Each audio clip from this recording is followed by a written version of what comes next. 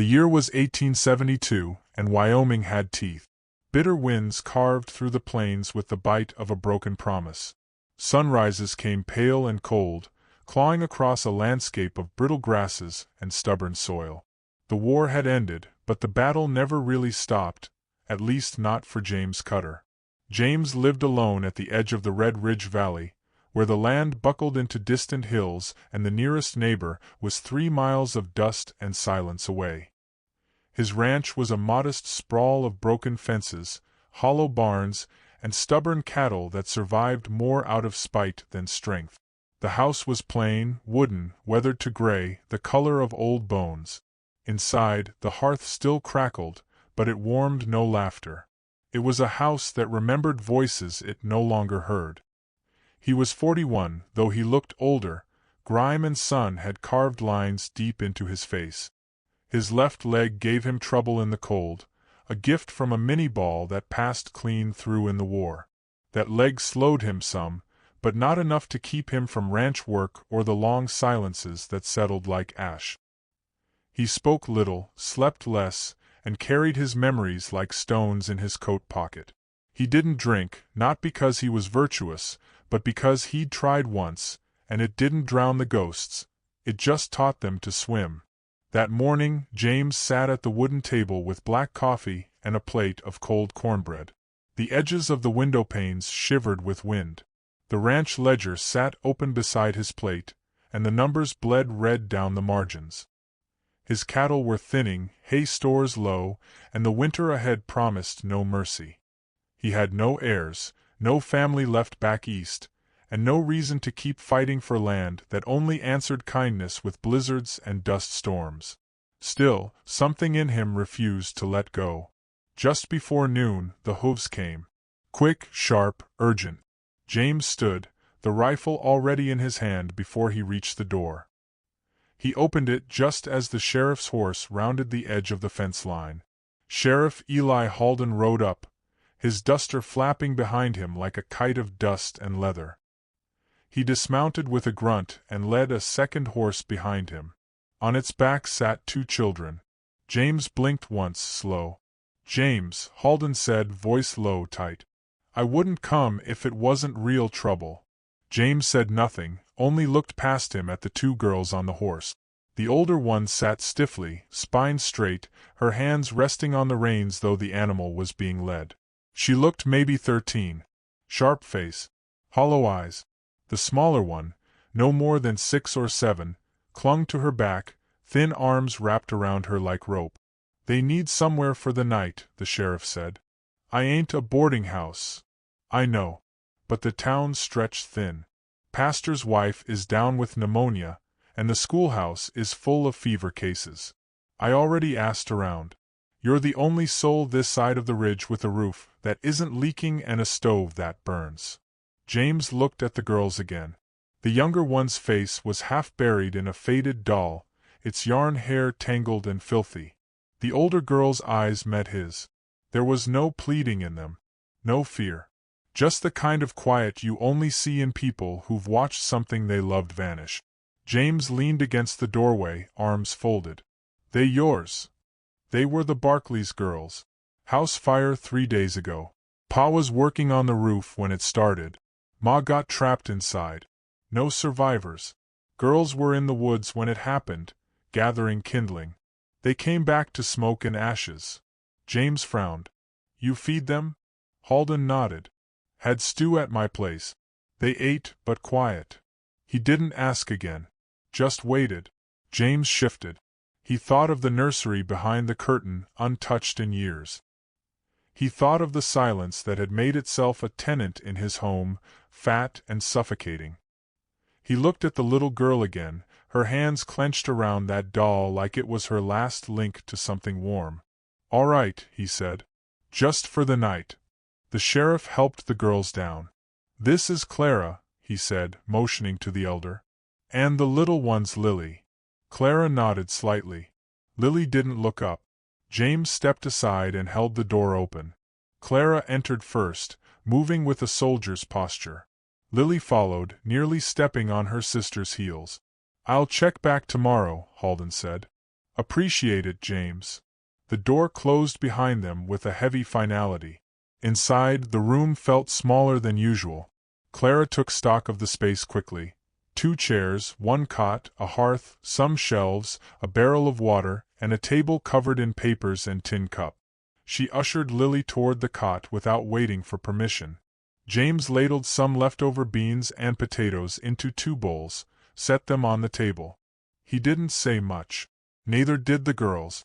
Clara sat across from him, Lily beside her. Clara ate like she was checking for poison.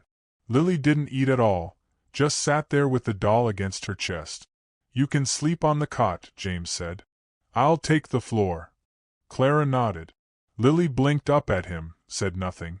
Later that night, after they'd turned in and the fire burned low, James sat outside on the porch with his coat drawn tight. The stars above were cruel and clear. He lit a thin roll of tobacco and smoked in silence. Somewhere in the house behind him, Lily whimpered. Clara's voice rose, soft, humming something tuneless and slow.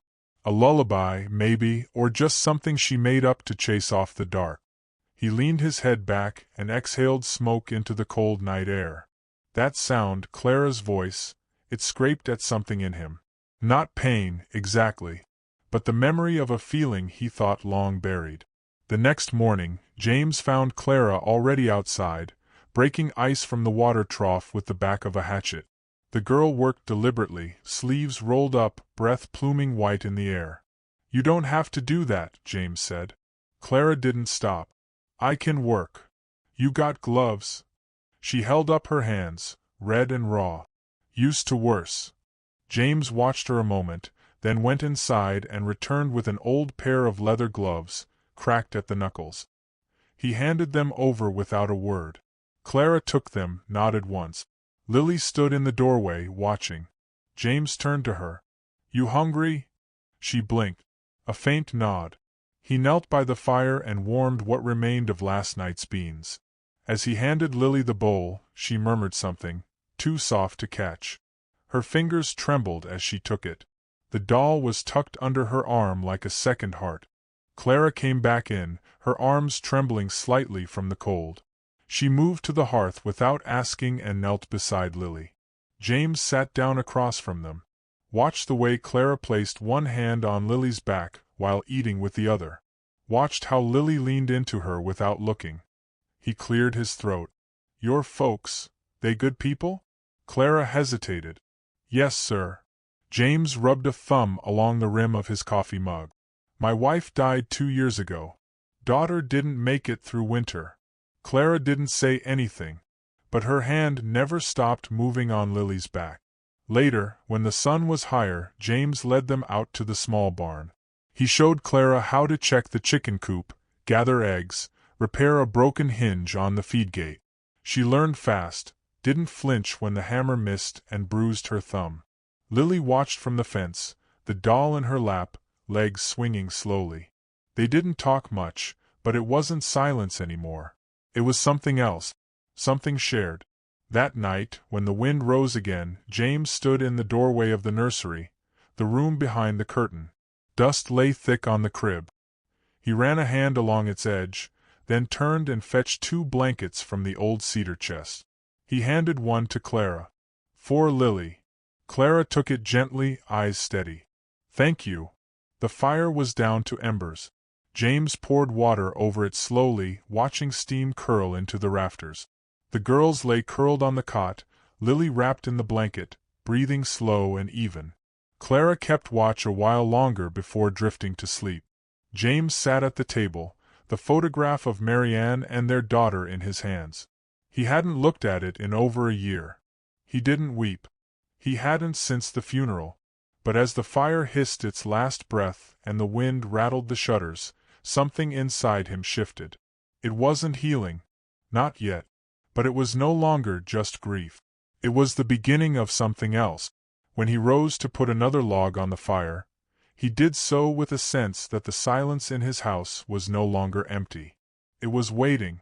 3 weeks passed, and the cold only tightened its grip. The Cutter Ranch took on a rhythm. Morning chores before sunrise, eggs gathered with hands still shaking from dreams, then long hours mending fences, hauling feed, and splitting wood while the wind gnawed at ears and cheeks. James taught without flair, blunt, sparse instructions, always expecting the girl to keep up. Clara did. She was tireless, methodical. She asked no favors, only listened, nodded, and kept moving. Lily rarely left her side.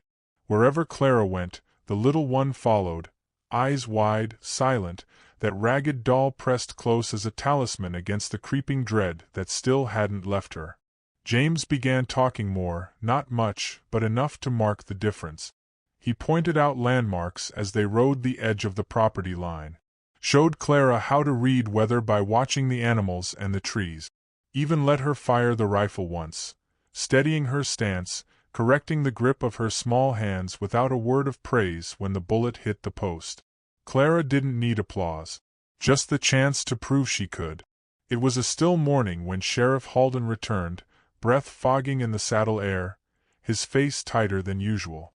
James spotted him from the corral, one hand resting on the wood slat, the other curled around his coffee cup. Halden dismounted slowly. His eyes drifted to Clara, who was helping Lily feed the hens. "We need to talk." James glanced at the girls, then gestured toward the porch. The two men sat, boots scraping on old plank. Halden leaned forward, hat in his lap. "There's been trouble west of town," he said. "Homesteaders attacked. Burned wagons, livestock slaughtered. They found a boy, 12 maybe, left strung up from a pine. Scalp taken." James's jaw clenched. "You thinking, Sue?" Halden shook his head. "No signs point that way. This was cleaner. Too clean. I suspect it's bandits, ones that know how to make a mess look like someone else's war. Men like this, they move fast, take what they want, and vanish. But they always circle back for what they missed." James looked out across the prairie. "You think they'll come through here?" Halden didn't answer. He didn't need to. After the sheriff left, James reinforced the door and the windows. He moved the rifle rack from the barn into the house.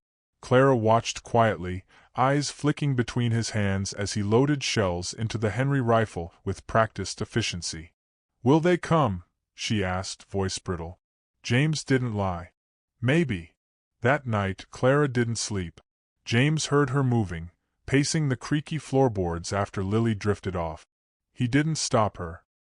He knew that rhythm, the ghost walk of someone whose head was heavy with things they couldn't say aloud. By the next morning, Clara had asked to learn the rifle better. James agreed. They practiced every afternoon, far from the house, where the shots would vanish into the snow-packed ridges. Clara's aim improved fast, eyes narrowing with each shot, lips tight in concentration. James didn't smile, but something in his chest eased each time she struck true.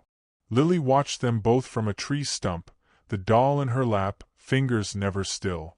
She started humming again, a tune with no real pattern, just small bursts of melody, as if she were trying to stitch the silence together.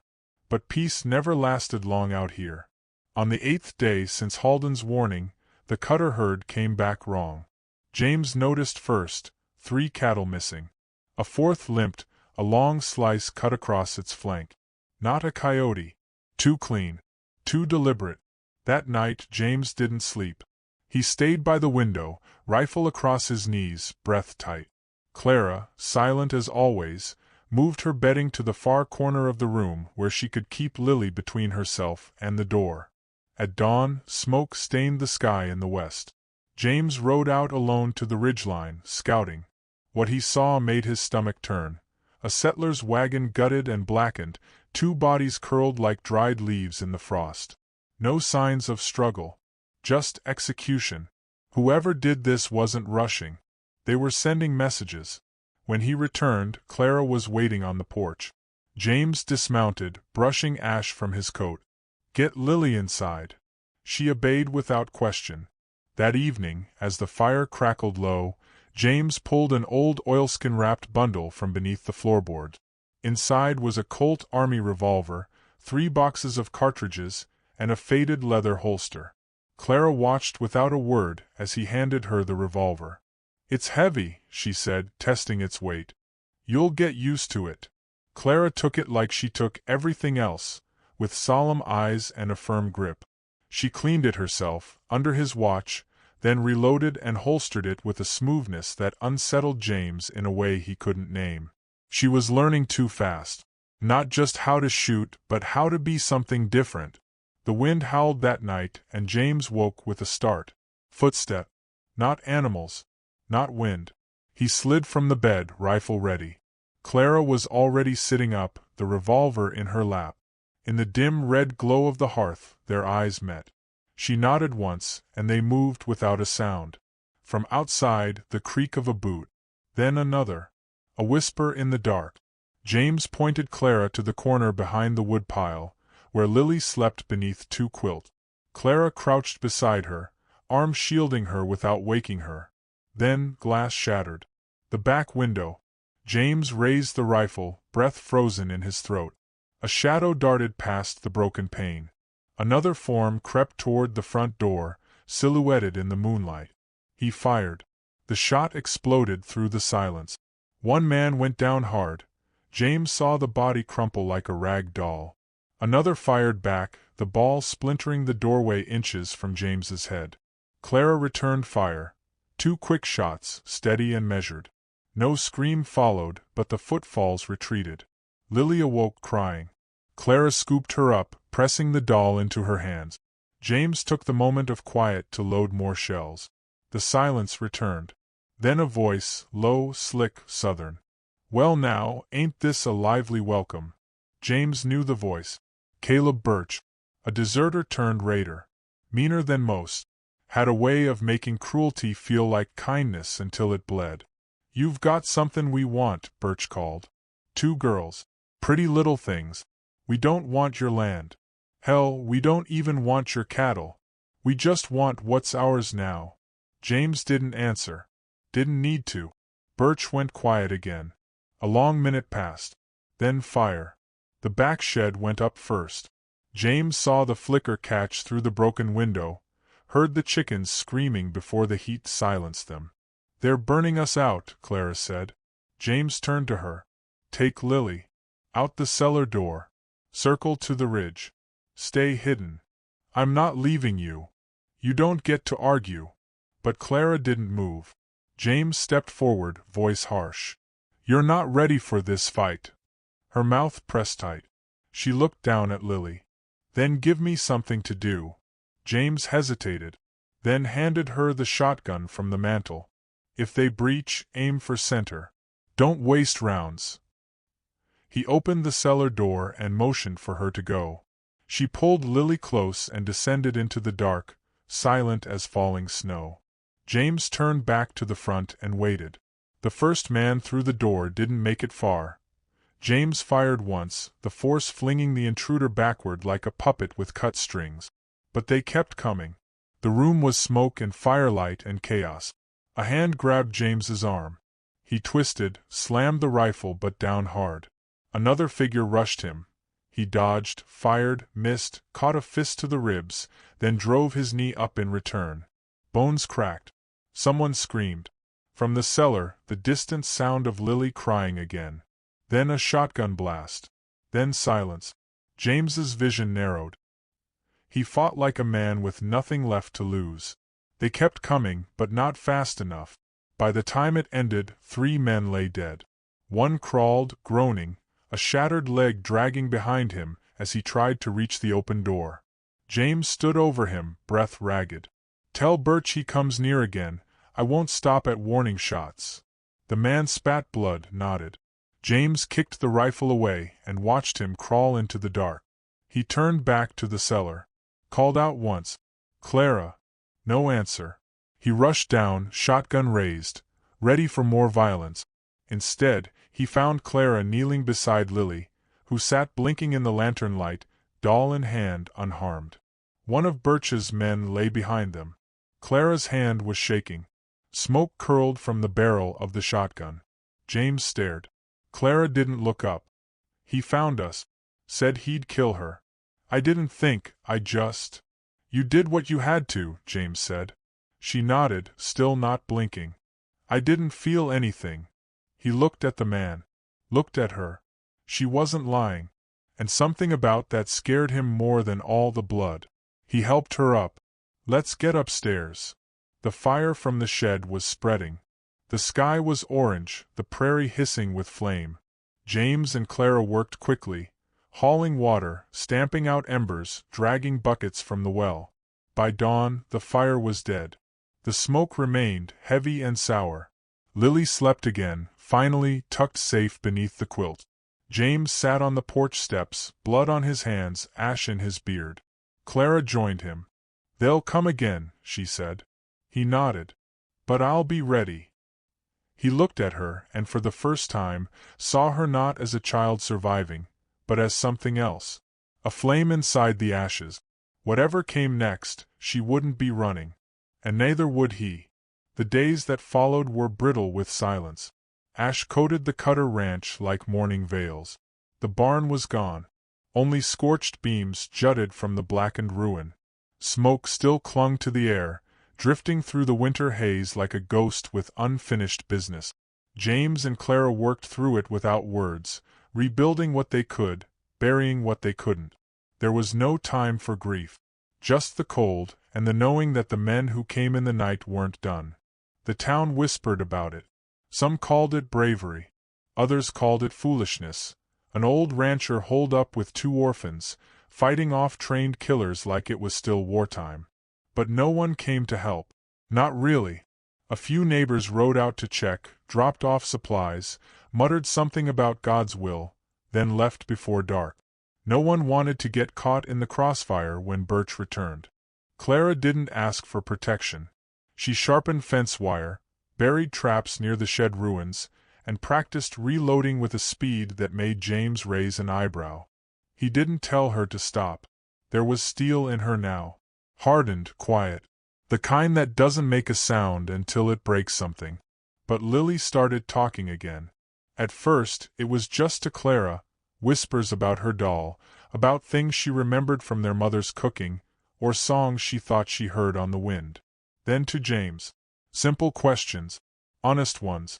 Why does fire smell like sadness? Do cows miss their friends? He didn't always have answers. But he listened. And that seemed to matter. Clara never cried. Not once. But late at night, when the wind died and the fire dropped low, she'd stand by the window, staring out across the plains, lips pressed so tightly it looked like they were stitched shut. James knew that look. He'd worn it for years. Then one morning, he found tracks. Not horses. Not boots. Barefoot. Light. James followed them east, past the frozen creek and toward the canyon where the rocks rose up like broken teeth. He didn't know why he kept going. Just that something pulled at his gut, like the air itself was humming with warning. Around the bend, in a clearing of snow-matted grass, he saw him. The stranger knelt beside a dead buck, long black hair falling over his shoulders, hands crimson to the wrists. He worked in silence, gutting with practiced precision, as if every movement was a prayer. A stone-bladed knife glinted in the sun. James raised his rifle. The man didn't flinch. He looked up slowly, eyes dark as flint, calm. You gonna shoot me for hunting? You're on my land. You came to me. A long pause. James lowered the rifle. You're far from home. The man shrugged. So are you. He stood, still holding the knife. Not threatening, just deliberate. Taller than James, leaner, wrapped in layers of leather and fur patched with symbols James didn't recognize. The 2 men stared at each other for a beat too long. I'm Cutter, James said. This is my ranch. I know, the man replied. Your fire lit the whole sky. James grunted. Saw it, did you? Smelled it too. Another silence. Then the man sheathed his knife and slung the buck over his shoulder like it weighed nothing. Your war isn't over. I'm not looking for trouble. It's already looking for you. He turned and started walking away. James called after him. Got a name? Chaska. That night, Clara found James on the porch, lost in thought, whittling a crooked length of cedar into something that didn't yet resemble anything. "You met someone," she said. Not a question. James nodded. "Native. Loner. Took down a buck with a stone knife." "Is he dangerous?" James thought about it. "Not in the way Birch is. But he knows how to disappear." Clara sat beside him. The wind had teeth tonight. She tucked her coat tighter. "Could he help us?" James looked at her. "You're not scared anymore." "I'm still scared," she said. "I'm just learning how to use it." He nodded once, then stood. "I'm going to find him again. You watch the house." Clara's grip on the shotgun tightened. "I always do." It took 2 days to track Chaska again. The man moved like wind over stone, no trace, no trail, just faint impressions in the dirt where someone more attuned might notice. James left food at the edge of the clearing, jerky, flour, a can of peaches, and waited. On the 3rd morning, the offerings were gone. The 4th morning, Chaska appeared. They didn't speak much. Just sat across from one another, the fire between them snapping in the frost. Finally, James asked, "Why are you still here?" Chaska stared into the flames. "I buried my wife beneath these hills." James nodded slowly. "Sorry." Chaska didn't respond for a while. Then, "You fight like a soldier." "I was one." "So was I." Their eyes met again, and something unspoken passed between them. Years of blood, of orders followed and questioned, of nights wondering if you could ever be whole again. James reached into his coat, pulled out a folded map. He spread it on the ground. "They'll come again," he said. "They want the girls." Chaska's eyes narrowed. "Why?" "Because they're small. Unprotected. Easy prey." Chaska said nothing. But he didn't leave. Over the next weeks, the stranger became less of a stranger. He never stayed in the house, always preferring the woods, the cave. But he appeared more often, sometimes with hunted meat, sometimes just a silent nod of warning if something stirred near the borderlands. Clara didn't trust him. Not at first. She watched him like a hawk whenever he came near. Lily was fascinated, called him the silent man. Drew pictures of him in the dirt with sticks and pine cones. Chaska never smiled. But he started leaving small trinkets for Lily: feathers, smooth stones, bits of colored thread. One afternoon, Clara followed him into the woods. She didn't say a word. Just walked beside him. He noticed. He didn't tell her to leave. They tracked quietly, scanning the snow for signs of trouble. When they stopped for water, Clara finally spoke. "You lost someone." Chaska didn't answer. "I did too," she continued. "I remember every detail of the last day. The way the kettle sang. The way Lily fell asleep with her shoes still on. The smell of smoke before the screaming started." Chaska didn't look at her. "Pain like that doesn't leave. It just becomes part of you." Clara nodded. "I want to be strong." "You already are." They didn't speak after that. But something shifted. The next day, Chaska showed her how to set a snare. How to find high ground fast. How to listen to the wind and hear footsteps in the silence. James watched this new alliance from the porch, arms crossed. "You sure about him?" he asked when Clara returned one evening, mud on her boots and a cut on her cheek. She nodded. "He doesn't lie. Not even with silence." James said nothing. Then Lily burst through the door behind them, holding a wooden carving, an eagle, wings spread, smooth and careful. "Did you make this?" she asked Clara. Clara looked surprised. "No." Lily turned to James. "You." He shook his head. From the edge of the woods, a shadow passed. Watching. Then gone. The wind carried no threat that night. Just the scent of pine and firewood. But it wouldn't last. A rider came at dusk, breathless and pale. James met him halfway down the trail. "Birch is in town," the man gasped. "He's asking questions. Said he's coming back to finish what he started." James didn't blink. "When?" "Tomorrow night. Maybe sooner." James sent him away, then walked slowly back to the house. Clara stood waiting. "It's time." He nodded. That night, they buried weapons in the snow. They spread oil near the tree line. Chaska scouted the ridges. Lily was moved to the root cellar with her doll, enough food and blankets for 3 days. As the last light died, James and Clara stood side by side on the porch, rifles ready. "Think we'll make it?" she asked.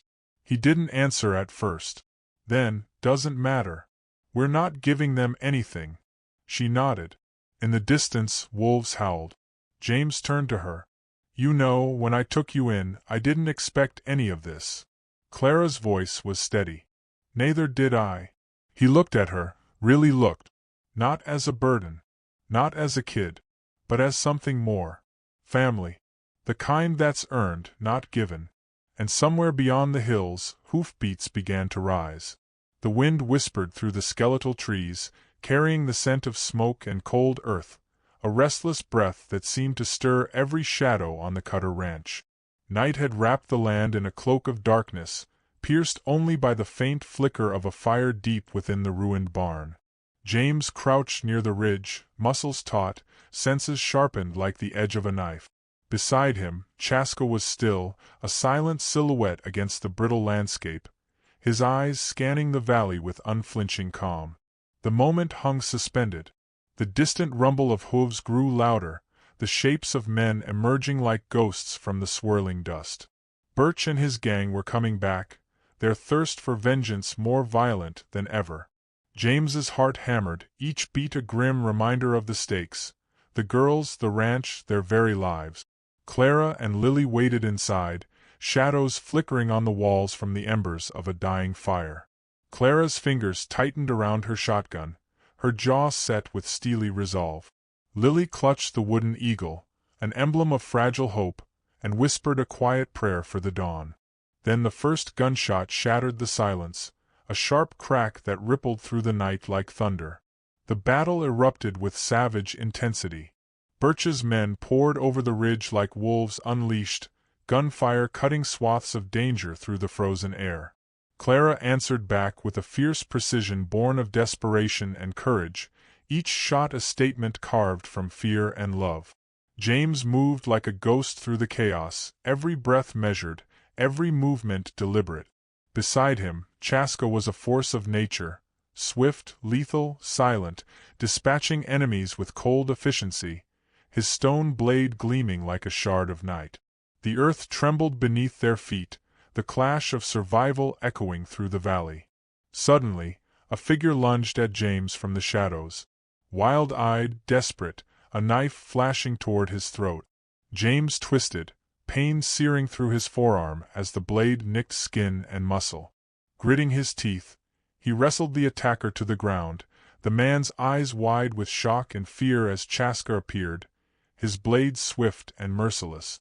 The attacker crumpled, the fight far from over. Birch stormed through the fray, his face a mask of fury and madness, eyes burning with a ruthless hunger. "You can't hide, Cutter," he snarled. "You'll pay for what you've done." James raised his rifle, voice steady despite the burning in his arm. "This land protects what's left of my family. You won't take them."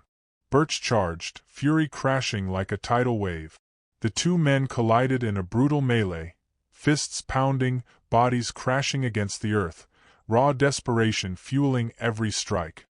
Gunfire paused, replaced by the primal sounds of survival, grunts, snarls, the sickening impact of flesh meeting bone. Chaska melted into the shadows, reappearing at the fringes to pick off Birch's men with deadly precision. His presence was a dark promise in the storm of violence. Inside the house, Clara's breaths came hard and fast as she loaded and fired, each shot a lifeline. Lily huddled near the hearth, clutching her wooden eagle tightly, eyes wide with terror and hope. The struggle on the cliff's edge reached a fever pitch. Birch's rage was relentless, but James's resolve was immovable. With a powerful twist, James forced Birch backward, the crack of snapping bone a final, cruel punctuation. Birch collapsed, defeated but still burning with hatred. The remaining outlaws scattered into the night, shadows swallowed by the encroaching dawn. James staggered back to the house, blood dripping from his wound, every step a testament to willpower. Chaska's steady hand on his shoulder grounded him, an unspoken bond forged in battle. Inside, Clara's relief was a fragile breath. Lily dashed into James's arms, the wooden eagle pressed between them, a symbol of survival and something new, something fragile yet unbreakable. The pale light of dawn spilled over the horizon, soft and unyielding. The land was scarred, the fight won, but the cost etched deep in every heart. James met Clara's gaze, then looked to Lily and Chaska, three souls intertwined by loss, trust, and fierce determination. The road ahead was uncertain, the wounds raw. But beneath the blood and dust lay a quiet truth. Resilience blooms in the hardest soil, trust is born in the darkest shadows, and hope survives even the fiercest storms. James Cutter was ready. Ready to face whatever the future held, with those he now called family standing beside him.